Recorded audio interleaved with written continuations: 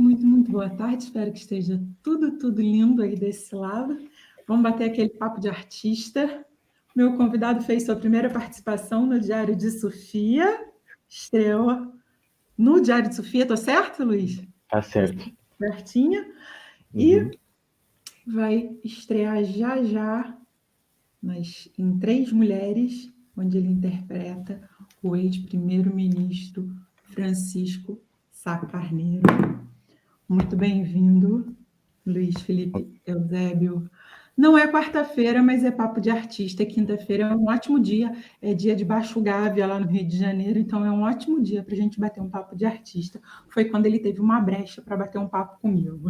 Bem-vindo, Luiz. Olá, obrigado pelo convite. Olha, vamos lá pelo começo. Quando é que você descobriu que você queria ser ator? Eu costumo dizer que, na realidade, foi uma descoberta contínua, ou seja, eu comecei a fazer teatro muito novo, tinha cerca de 8 anos, era assim, um bocadinho rebelde, acho, e acharam que no teatro eu podia expandir as minhas energias, então eu fui fazendo teatro desde todos esses anos seguintes, ou seja, durante a minha adolescência até entrar no Diário de Sofia. Eu sempre estive ligado à representação e era um sítio onde eu me sentia, na realidade, mais ligado a mim, mais verdadeiro de alguma forma, e foi sempre um sítio muito confortável para mim. Nunca pensei em ser artista ou ator como profissão,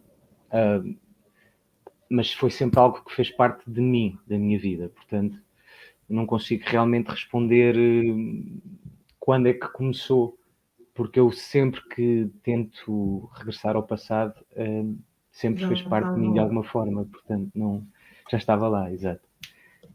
Então foi Então meio eu que acho uma que talvez... decisão. Foi decisão dos pais por causa de uma hiperatividade, assim, na infância, Foi botar o decisão da mundo para minha gastar mãe. energia? Sim, foi decisão da minha mãe. Eu, na altura, passava os tempos livres num colégio de freiras, num colégio católico, que eles tinham muitas atividades e uma delas era o teatro. E eu acho que as freiras do colégio mencionaram à minha mãe a possibilidade de que se calhar eu deveria encontrar uma atividade para ser criativo e expandir-me, e foi assim que eu fui parar ao teatro. Funcionou. Não sei. Não sei se Funcionou funcionou, muito. mas... Funcionou muito, foi pescado, literalmente. Sim. As freiras estavam cobertas de razão. Então, na verdade, a próxima pergunta era se você teve o apoio da família. Eu acho que deu muito jeito para a família, né? Bom, sim.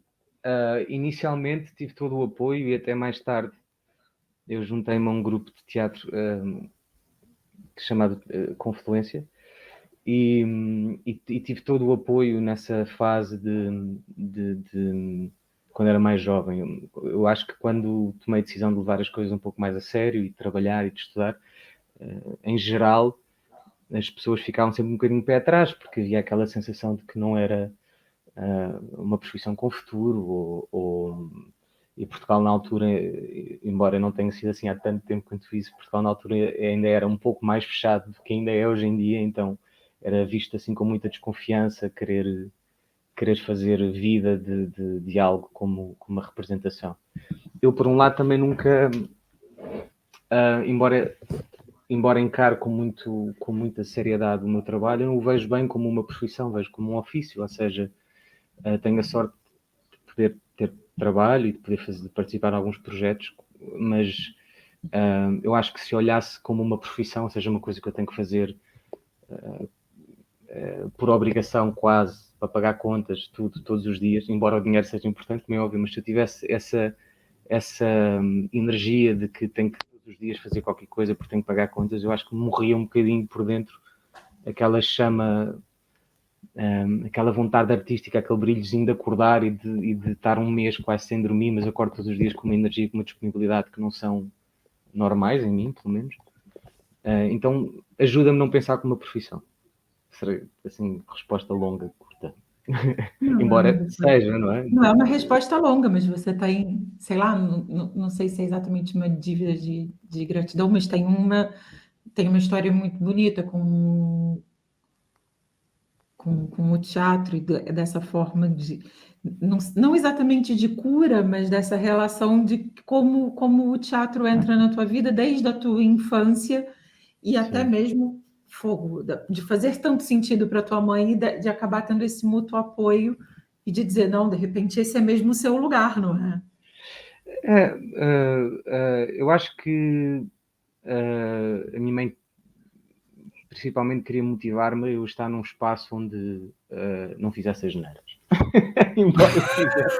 embora eu fizesse asneiras. Embora eu continuasse a fazer asneiras. Mas acho que foi mais isso, ou seja, também acho que só quando se tornou um bocadinho mais sério é que isso gerou alguma desconfiança. Mas foi um espaço, sem dúvida, isso tu disseste, um espaço de cura. Foi muito um espaço de aprendizagem, um espaço que me guiou e que abriu a minha cabeça e que me educou, que me fez também ganhar confiança, que me fez sentir que tinha direito a ter uma voz e que era válido como pessoa. Todas estas coisas que, quando és um miúdo e estás sozinho e estás a descobrir a vida, às vezes pode ser overwhelming, eu não sei agora a palavra em português, avassalador. Então, sim, sem dúvida, foi super importante, né, para mim, na minha construção. E aí, desse teatro na escola, eu ia jogar essa pergunta mais lá para frente, do você se aproximar do grupo do Teatro da Confluência, Uhum. mas isso foi já na tua juventude, você vai para esse grupo do Teatro da Confluência, que é em Cascais, né? Você é de Então, Cascais. eu nasci em Lisboa, mas cresci em Cascais, na casa do meu avô. A Confluência surgiu. A minha mãe já me tinha apresentado ao Ricardo, que é um ator que estava a formar esse grupo de teatro, e eu, por coincidência, uns meses mais tarde, ganhei a audição para o Diário de Sofia, que tu já mencionaste, e o Ricardo era um dos atores que fazia parte do elenco, então foi meio que uma curiosidade, de repente encontramos-nos no estúdio, e ele aí incita-me a juntar-me ao grupo de teatro. Eu fui um dos membros fundadores, e foi daí que tudo surgiu, ou seja, não fui eu que fui bater à porta, não foi uma coisa planeada. Uhum. E aí você fica ali uns anos, você fica ali uma temporada. Você está até hoje com eles? Não, o grupo de teatro infelizmente terminou já há alguns anos. A fundadora, na realidade, a Maria Helena Torrado, faleceu. Depois era um grupo de teatro que é complicado teres em qualquer lado do mundo, creio, mas em Portugal muito difícil teres apoios para a cultura, e nós tínhamos alguns apoios, esses apoios foram-se perdendo e foi impossível de continuarmos a manter o nosso espaço. Nós construímos vários espaços de teatro em Cascais e fomos saltando de um espaço para o outro.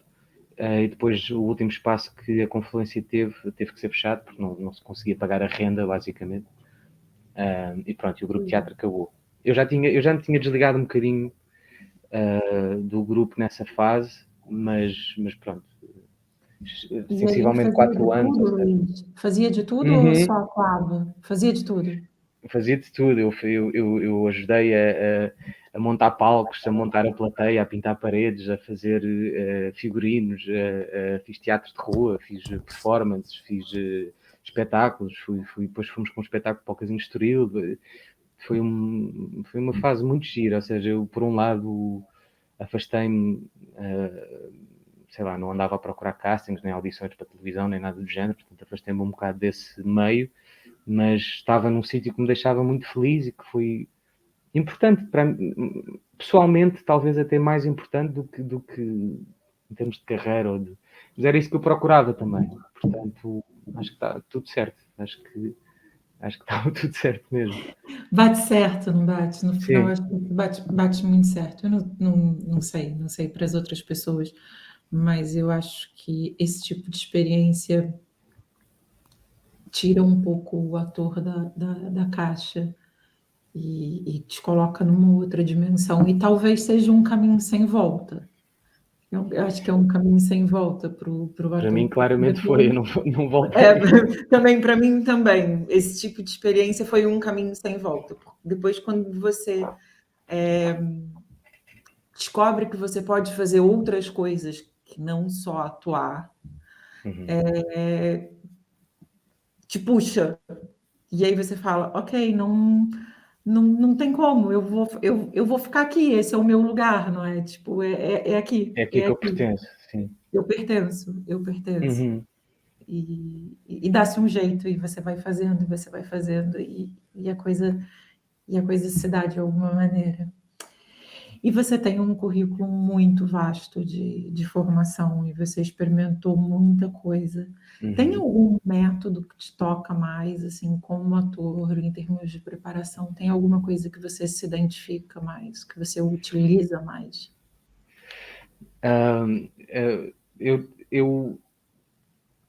O facto de eu ter muitas formações no meu currículo parte de uma necessidade constante de descoberta e de curiosidade e de alguma forma também sentir que não estou estagnado. E então, nesse processo contínuo, que eu espero continuar, eu vou pegando nas coisas que funcionam comigo, ou que eu sinto que funcionam comigo, ou que simplesmente tenho curiosidade em experimentar, e tento tomá-las como minhas, ou seja, pego nessas ferramentas e ok, isto funcionou comigo. Portanto, em geral, não existe nenhum método que eu siga à linha. É o meu método, é uma mescla de aprendizagens que de alguma forma funcionaram comigo. Talvez o método per se que me tocou mais foi o Meisner, porque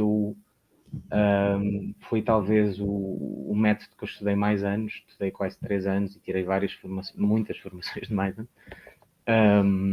E para mim, naquela altura em que eu fui estudar Meisner, mais uma vez bateu no timing certo e eu cresci muito como pessoa e como artista, creio. Ou seja, ganhei muitas referências, ganhei muitas bases, ganhei uma compreensão diferente do que é esta construção, este entregar.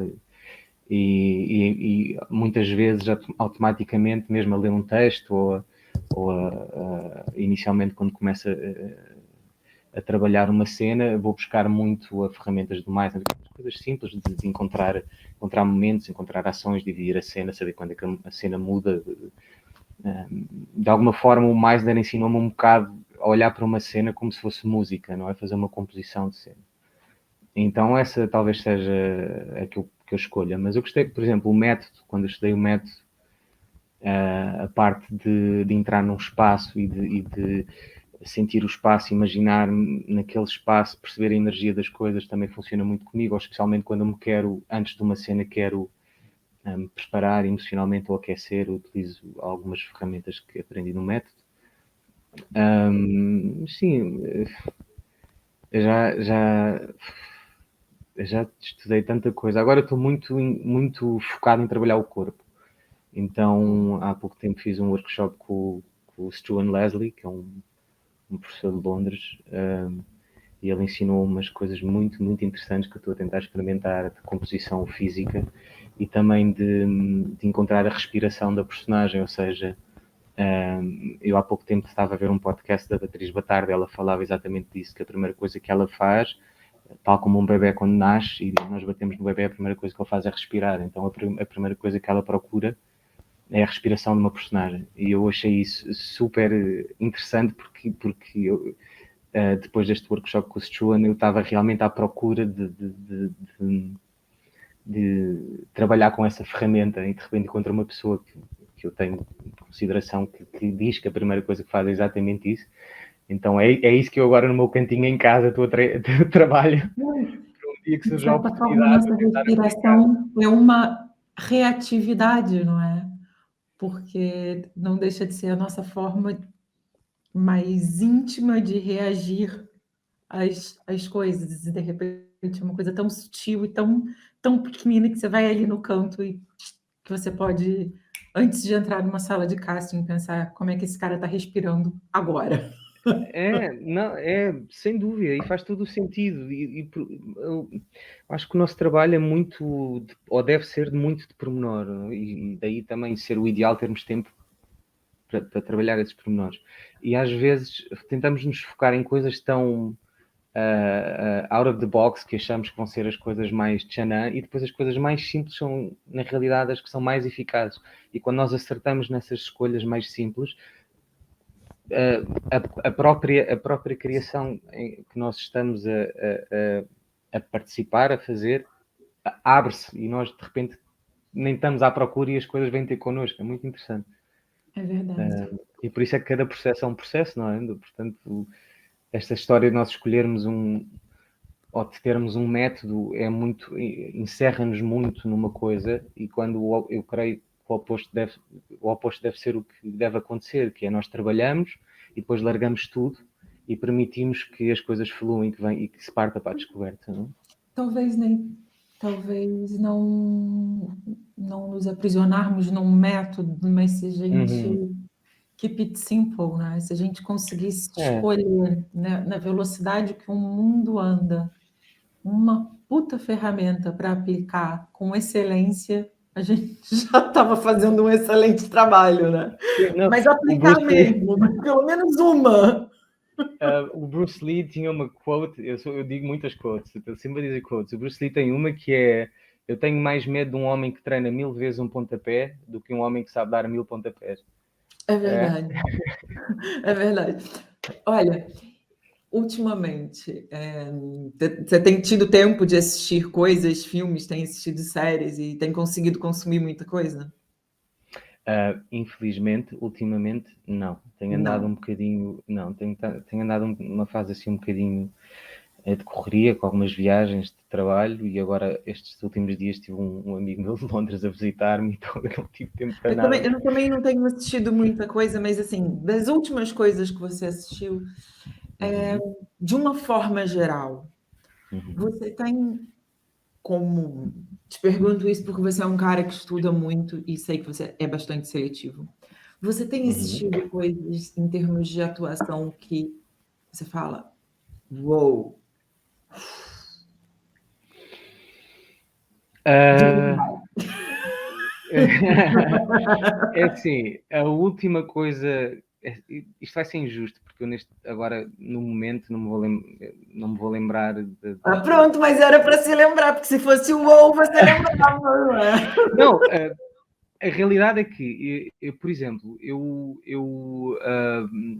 recentemente fui ver um espetáculo de teatro, eu estive em Londres e fui ver alguns espetáculos de teatro, e houve um espetáculo que eu fui ver do David Mamet, agora não me estou a lembrar do nome da peça.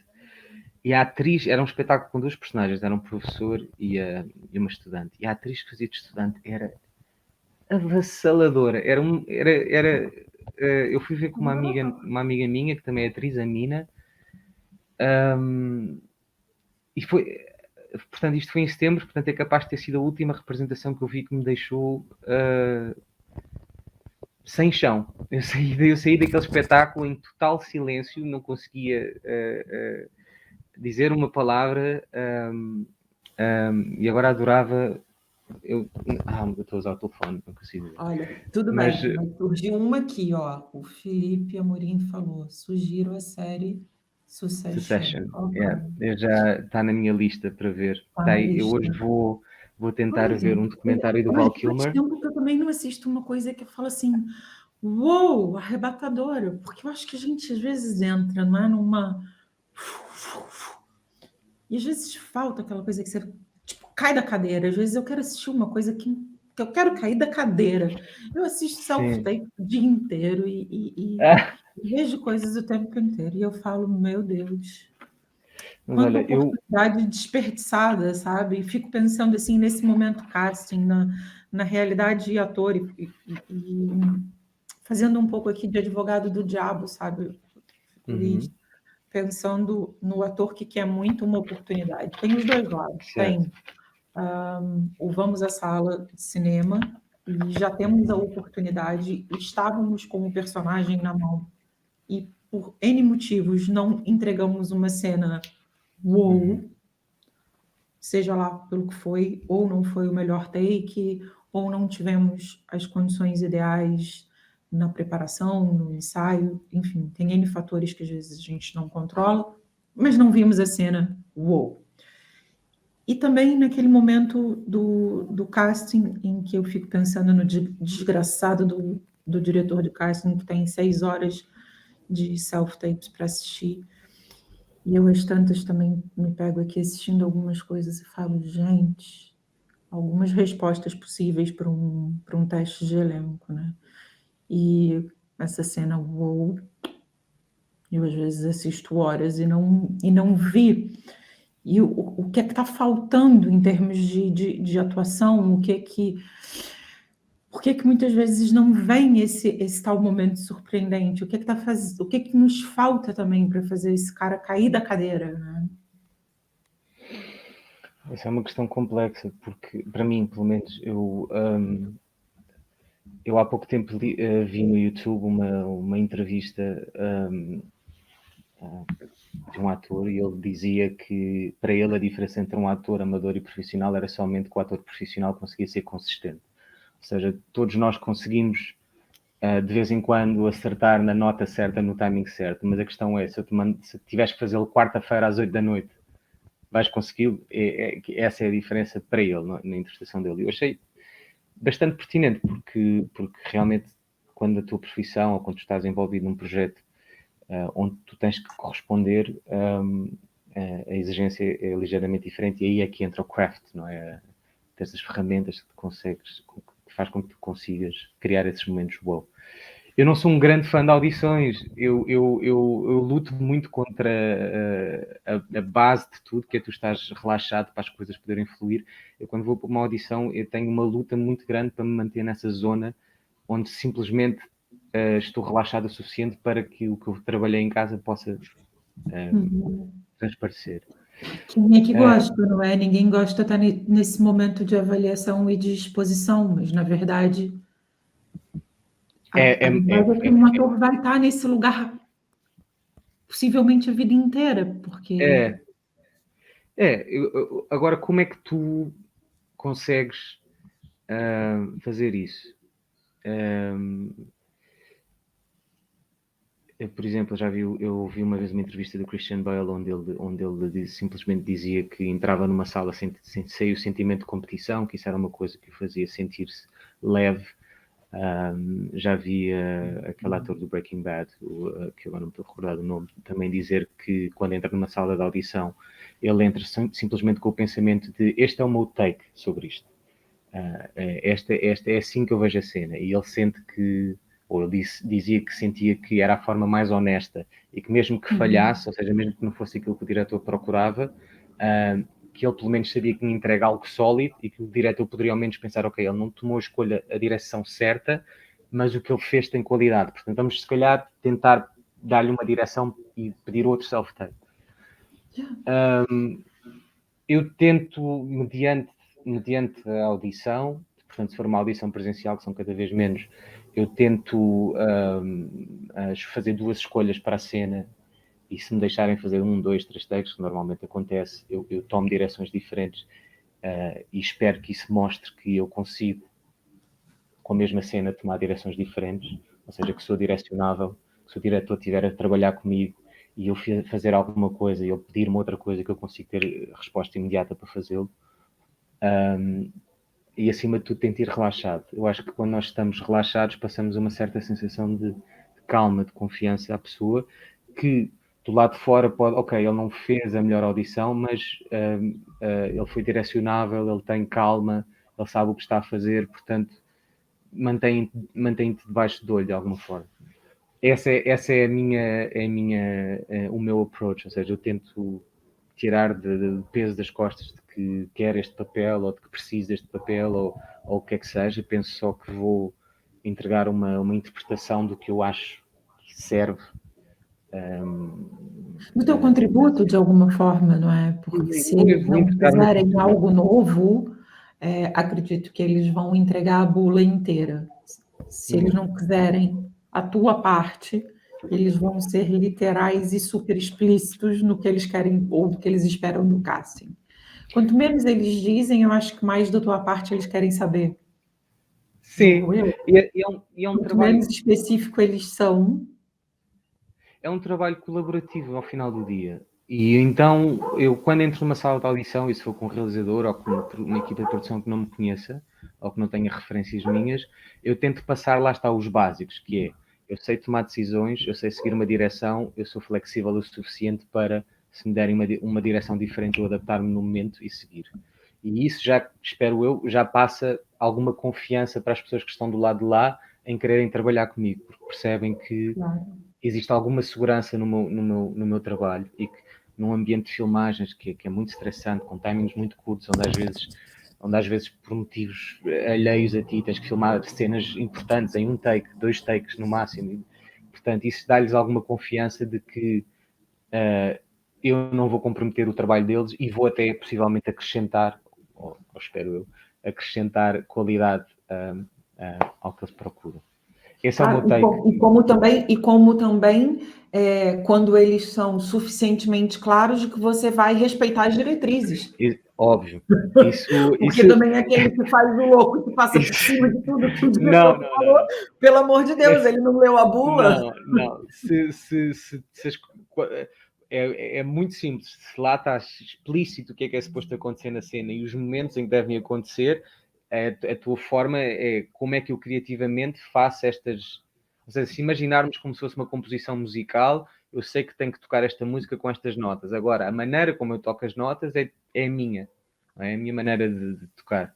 Então aí é muito explícito. Agora, se for uma coisa assim expansiva do género, neste momento há um solo teu, improviso, se fosse música, não é? Neste momento há aqui um solo e depois pegas aqui novamente. Aí tens espaço para, dentro das circunstâncias da cena, não é? Não é? Portanto, se for uma cena passada num bar, eu não vou aparecer de fato astronauta, mas dentro das linhas condutoras da cena tenho espaço para ser criativo. Bom, já disse que não gosta muito dos castings e das audições. Não. Qual seria, no mundo perfeito de Luiz Eusébio, de Certo. Luiz Felipe Eusébio, qual seria a forma de escalar um ator? Bom, no mundo perfeito. Eu não gosto de audições e tenho uma opinião, creio eu, pragmática acerca das audições. Eu acho que as audições, da maneira que são feitas, nunca vão fazer justiça ao profissional que está a entrar naquela sala para mostrar a sua visão, o seu trabalho. Portanto, no mundo perfeito, as audições seriam noutro sistema, creio eu. Não me perguntes qual, porque eu não tenho uma sugestão para te dar. Eu já ouvi várias opiniões sobre isso e acho algumas até interessantes. Há pessoas que dizem que as audições deveriam ser uma coisa mais longa, onde o diretor senta-se com o ator e passa algumas horas com ele, explora as ferramentas do ator e fala com o ator pessoalmente, ou seja, tenta perceber como é que ele é. Porque o nosso trabalho, quer queiramos, quer não, está sempre ligado à pessoa que nós somos também. E às vezes o diretor perceber isso, ok, ele não está a conseguir dar-me aquilo que eu quero, mas eu estou a ver que ele como ser humano tem isso nele. Portanto, será que eu consigo tirar isso dele? Portanto, criar espaço para existir este conhecimento entre as pessoas que vão trabalhar juntas e criar esta dinâmica de troca, não é? E seria para mim o ideal neste momento, não é? Seria eu, olha, tens uma audição amanhã, portanto, das 9 da manhã às 2 da tarde, prepara-te que vais estar numa sala a trabalhar com o diretor. Isso para mim era ouro sobre azul. Olha, tem uma realizadora que você ia adorar fazer audições com ela. Eu fiz 2 audições com ela, fiz uma para cinema e uma para teatro, e exatamente nesses moldes. 3 horas trancada na sala com a senhora. É amar. Sabes que eu fiz uma audição recentemente. Eu antes de fazer a audição para o Francisco Sá Carneiro, eu tinha feito uma audição para um filme que estava alinhavado e foi das melhores audições da minha vida, porque não foi das melhores no sentido de eu achar que fiz uma grande audição, foi porque foi uma audição extremamente criativa e dinâmica. Eu cheguei lá, era uma realizadora, que venham mais, realizadoras mulheres, sentou-se na sala comigo. Primeiro tivemos uma conversa de uns bons 20, 30 minutos. Trocámos algumas ideias sobre o meu percurso e sobre que que técnicas eu normalmente utilizo no meu trabalho, o que é que eu estou mais confortável. Portanto, ela no fundo estava a palpar terreno acerca da minha pessoa, depois levantou-se a cara e disse, ok, vamos fazer um aquecimento. Começou a fazer o aquecimento comigo, depois foi fazer um exercício de Meissner comigo, portanto ela conhecia Meissner, fez um exercício de Meissner comigo, depois perguntou-me como é que eu queria, ou seja, eu levei alguns adereços comigo que estavam na cena e, portanto, eu queria utilizá-los. Ela disse, ok, posiciona os adereços como tu queres, eu vou ajeitar a câmera e seguir a forma como tu estás a construir a cena. Portanto, foi muito criativo. E eu, a partir do momento, ainda por cima, que já estava, ou seja, a partir do momento que começámos a ser criativos acerca do que ia fazer, eu já não tinha nervos nenhuns. Portanto, a minha cabeça estava simplesmente focada no que ia fazer. E acabei por fazer uma audição muito próxima daquilo que eu queria transmitir. E saí ainda por cima super relaxado, saí da sala feliz, relaxado, com o sentimento de mais do que dever cumprir. Isto foi um bom dia, sabes? Isto E um foi. bom dia, você foi lá fazer o seu trabalho. Sim, percebes? Você foi lá ser ator, você não foi lá ser torturado? Exatamente. O que você estava fazendo? Estava fazendo o meu trabalho, não fui lá para uma sessão de tortura.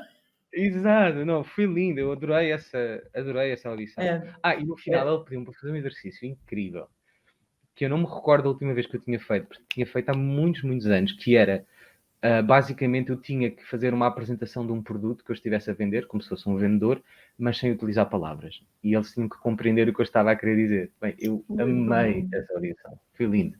Sim. muito bom, muito bom mesmo. Assim, eu acho quando as coisas são inesperadas, né? Eu acho que já te quebram um pouco.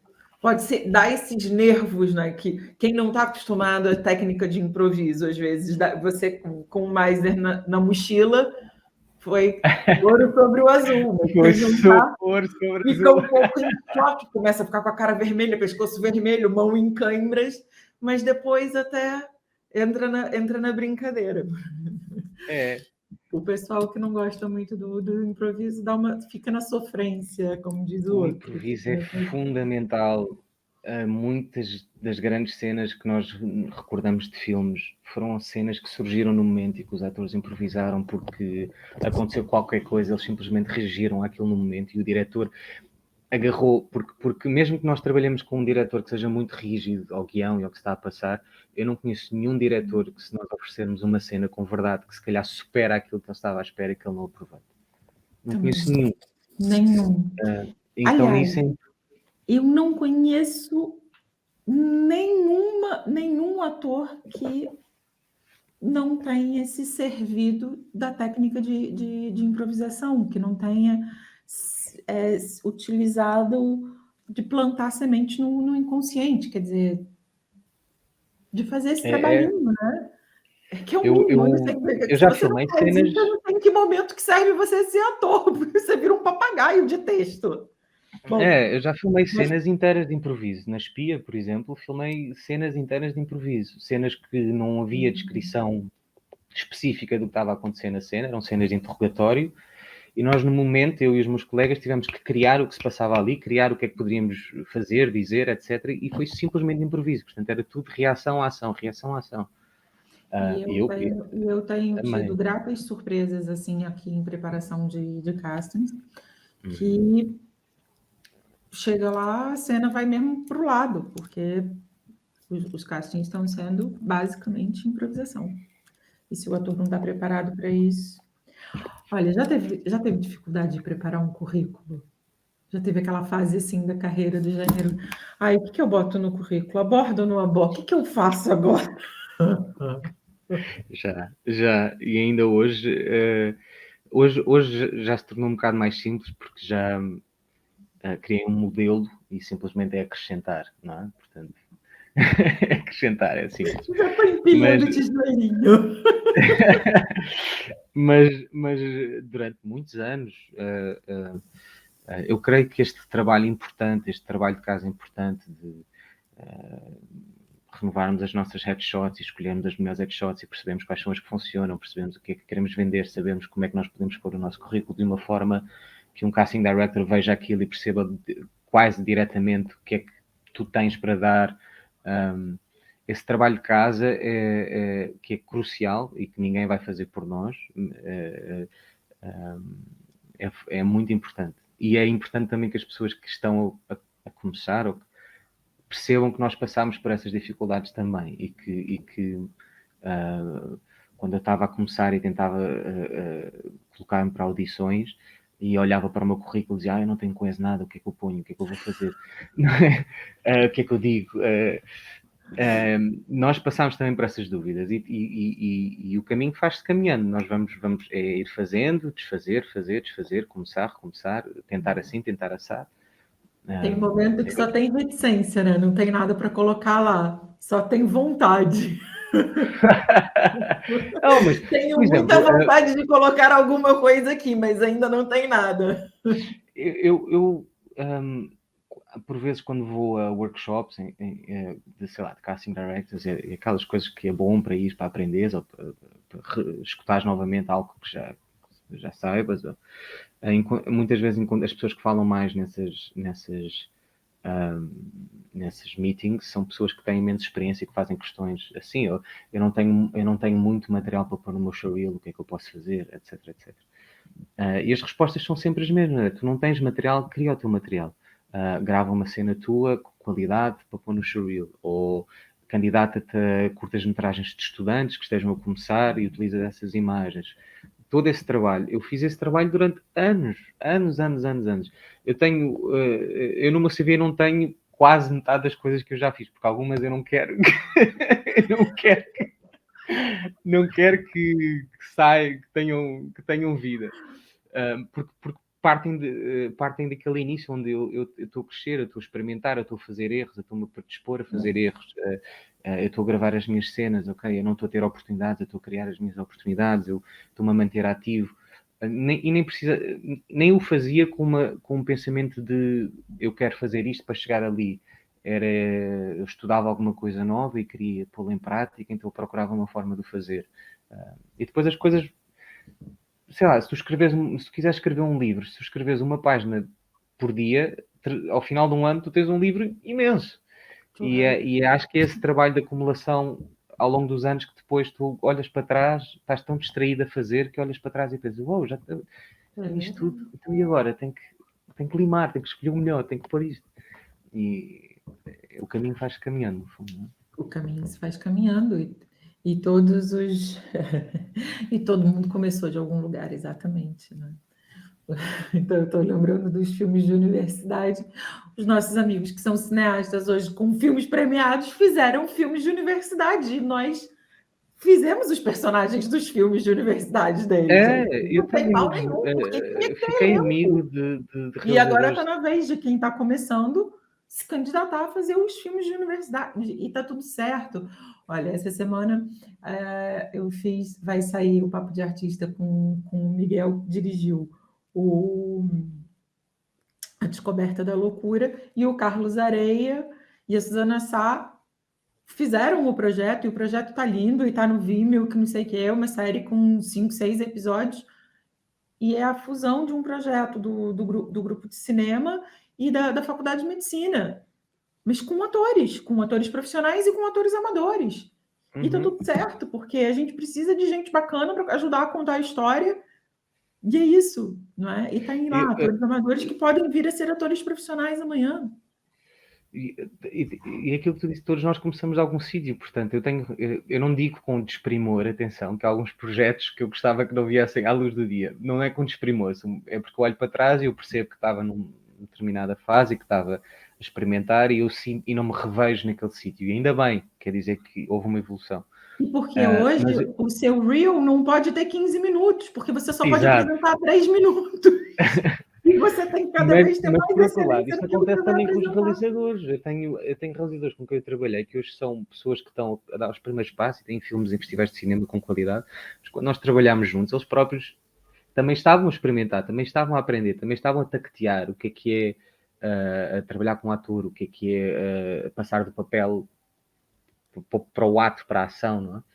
Então, just put yourself out there, não é? E não podemos ter medo do falhar e do arriscar e do fazermos, sei lá, não nos revermos no trabalho, fazermos figuras mais tontas ou sentirmos que Não. E como é que Isso é uma foi preparação. e essa experiência de morar fora Uhum, e a carreira internacional? Não é uhum. fácil, né? Não, é difícil, Não. mas para mim eu estava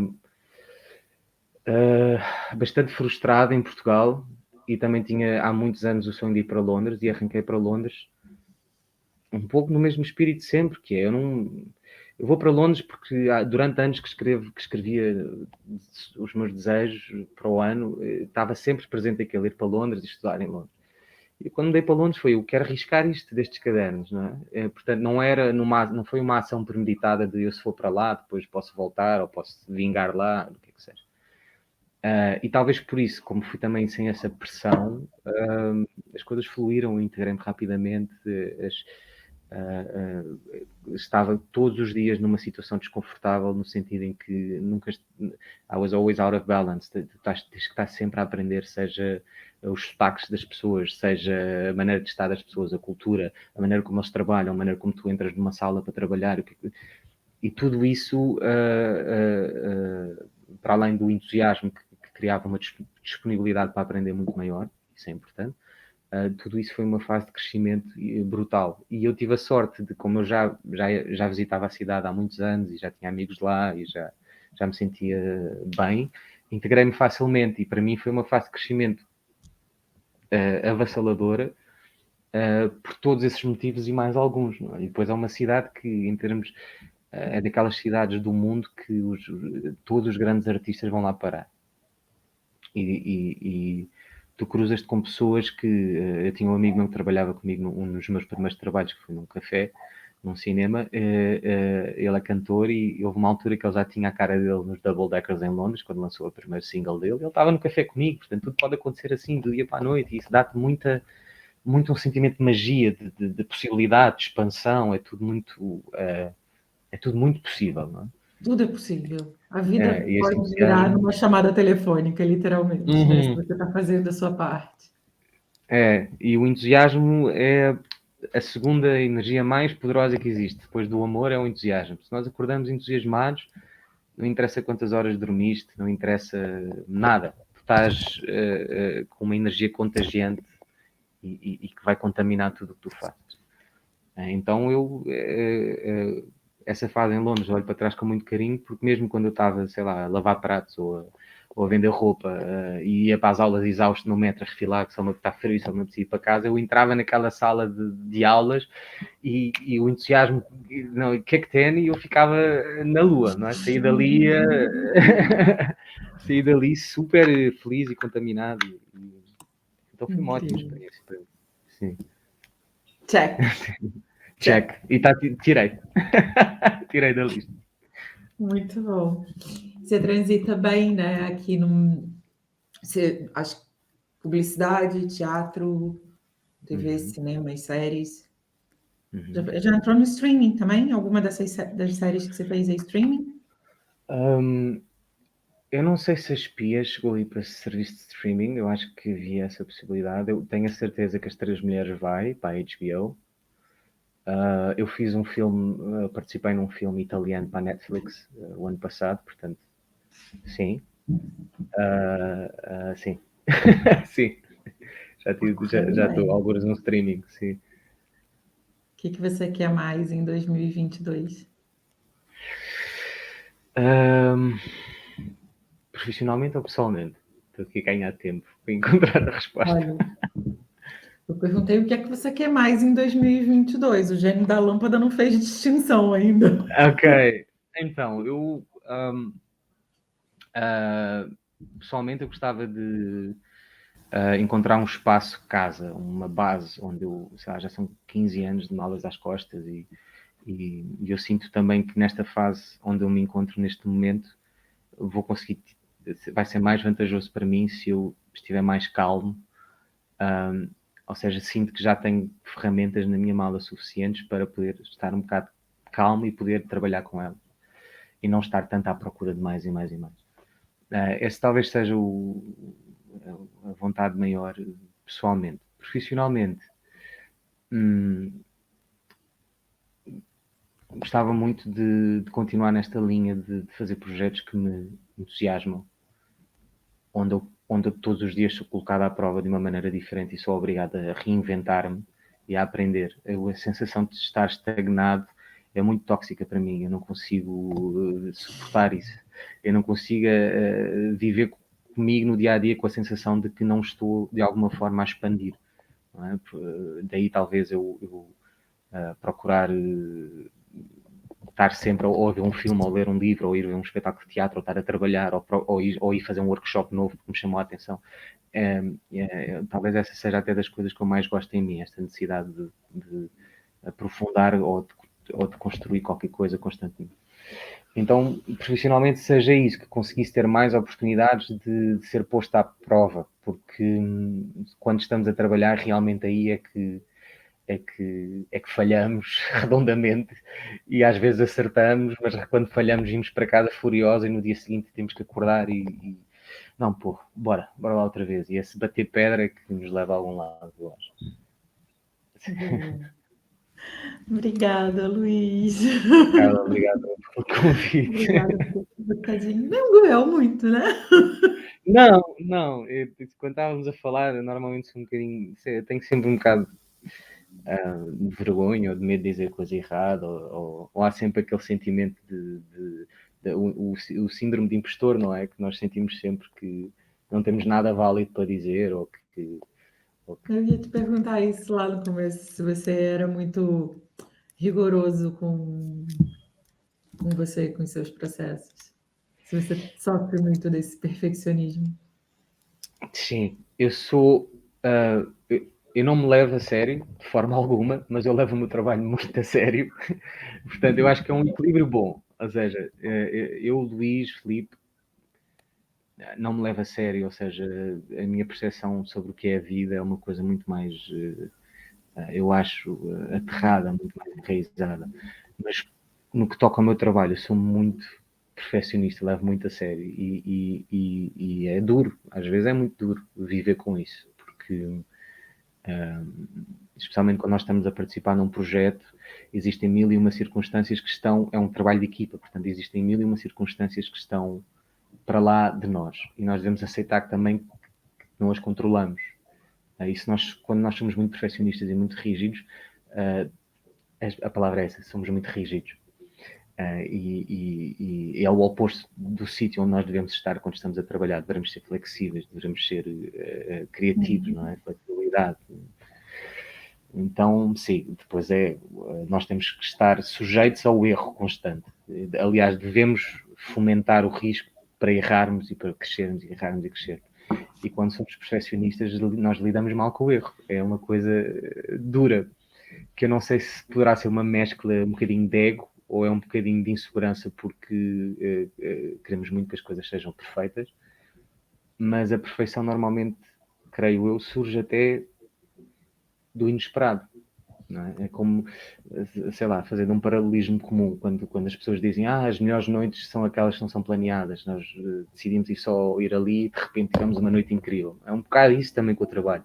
Nós devemos nos preparar o melhor possível, mas depois largar tudo e permitir que o inesperado aconteça, que isso vai ser sempre melhor do que qualquer coisa que nós planeamos. Mas o perfeccionista, como investe tanto tempo ali, compõe tudo e está tudo arrumadinho, não gosta nada quando as coisas são desarrumadas, não é? Então Tudo estratégia do ego.